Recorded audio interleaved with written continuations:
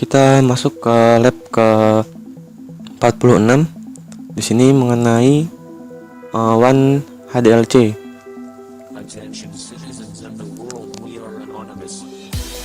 Di lab 46 kita masuk ke introduction WAN. Di sini dari WAN HDLC. Jadi WAN itu adalah sebuah perangkat, jadi sebuah jaringan yang berskala besar, yaitu yang menghubungkan jaringan antar negara. Nah, di WAN HDLC ini, HDLC-nya adalah sebuah protokol yang merupakan protokol proprietary dari Cisco. Jadi apabila kita menggunakan router Cisco di sini, misalkan di negara yang satu dan negara yang dua ini memakai router Cisco, jadi protokol itu sudah otomatis terpasang sebagai HDLC. Pertama kita hubungkan dulu di sini menggunakan kabel serial DTE. Pertama kita buat asumsi di sini. Kita ibaratkan di router yang ini sebagai Singapura dan router yang satunya lagi sebagai Indonesia. Nah, kita akan bagaimana menghubungkan jaringan dari Singapura ke Indonesia jika menggunakan kabel serial. Nah, sini kita menggunakan serial DTE. Kita pasang kabelnya di sini. Nah, ketika dipasang di sini, kita pasang juga di sini kabel untuk ke PC di fase Ethernet 0/0. Ya, kita pasang di sini di kabel fase Ethernet 0/0. Lalu sini kita berikan IP yang menghubungkan router antar router ini sebagai 12.12.12.0 dan router di Singapura ke PC-nya yaitu dengan 172.16.21/24 dan di router Indonesia 172.168.16.3.1/24.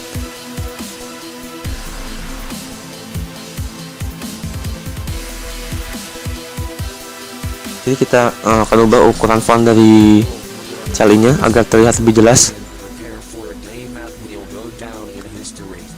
Nah, di sini kita coba langsung masuk ke router di Singapura. Kita akan konfigurasi pemasangan IP address-nya. Ya, kita masuk ke menu global configure.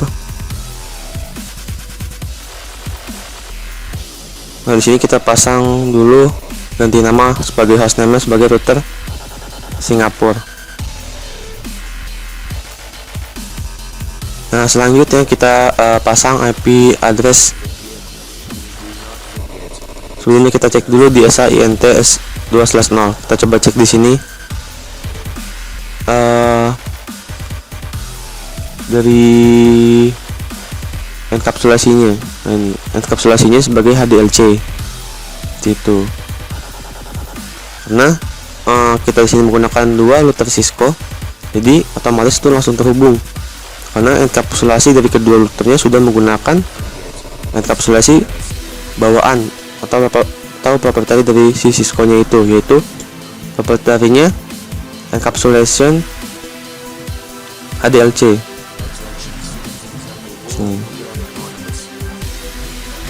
Kita coba cek di router yang Indonesia. Ya, karena di router Indonesia juga menggunakan Cisco. Kita coba cek di sini.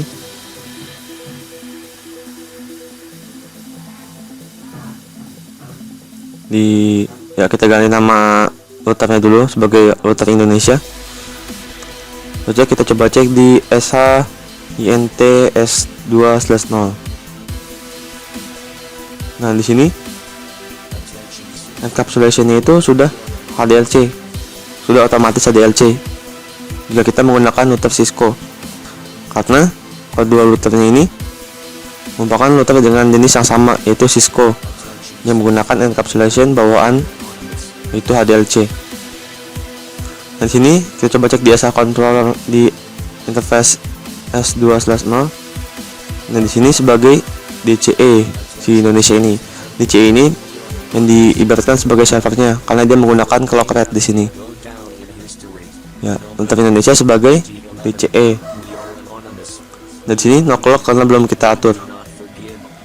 Nah, jika di router Singapura di sini, kita coba cek di SH controller S2/0. Nah, di sini router Singapura itu sebagai DTE. Nah, DTE itu tidak memiliki clock rate. Jadi yang bisa diatur, yang bisa dikonfigurasi clock rate-nya itu hanya serial yang ujungnya itu sebagai DCE atau servernya. Ini coba kita langsung pasang IP address-nya saja di interface 0/0 di router Singapura.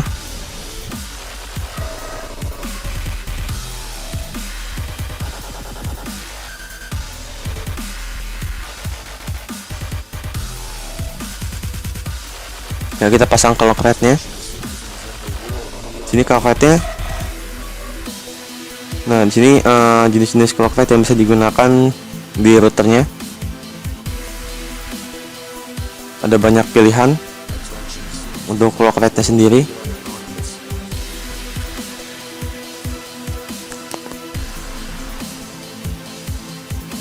Jadi kita coba yang gunakan yang 72.000.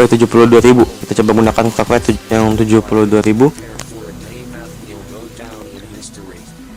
Jadi clock rate ini diibaratkan sebagai seberapa banyak si router itu akan mengirimkan sinyal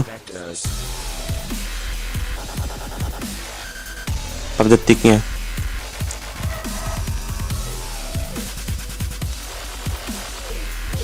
Nah, di sini kita pasang IP address-nya. Terus selanjutnya kita pasang IP address yang di router Indonesia.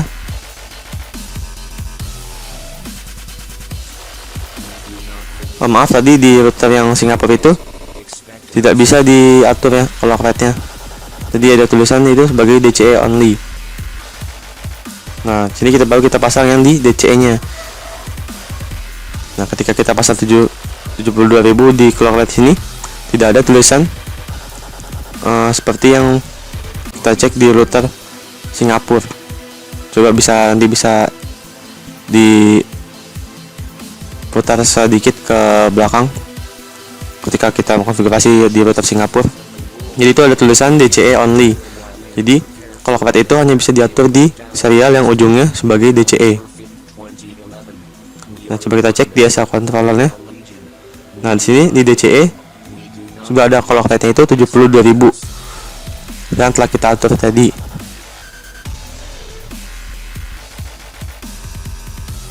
Nah, coba di sini kita coba cek di router Singapura-nya. Ya, maaf, sebelumnya kita konfigurasi terlebih dahulu IP address untuk yang mengarah ke PC-nya di router Indonesia. Nah, setelah itu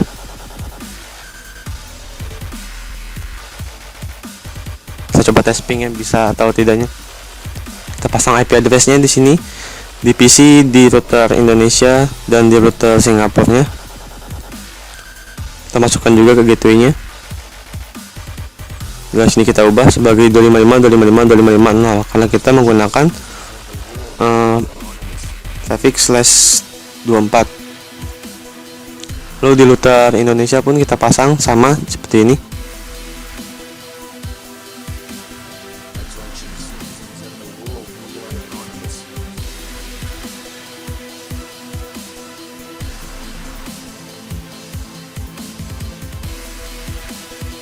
Lalu di sini kita coba tes ping setelah kita pasang IP address-nya, apakah berhasil atau tidaknya. Nah, di sini masih terdapat tulisan destination host unreachable. Karena jalurnya itu atau destinasinya itu belum diketahui karena belum kita routing sebelumnya. Jadi kita routing terlebih dahulu. Kita gunakan routing statik saja di sini. Kita pasang daftarkan nama IP route di network dari router Indonesia yang mengarah ke PC itu melalui 12.12.12.2. Lalu selanjutnya kita daftarkan network dari router 1 yang mengarah ke PC-nya. Pasang sini kita daftarkan IP rootnya.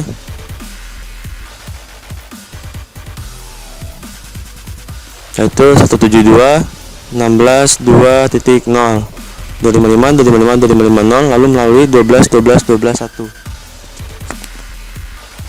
Nah, setelah selesai kita coba kembali tes ping apakah berhasil atau tidaknya. Nah, di sini terlihat sudah berhasil, pingnya telah berhasil.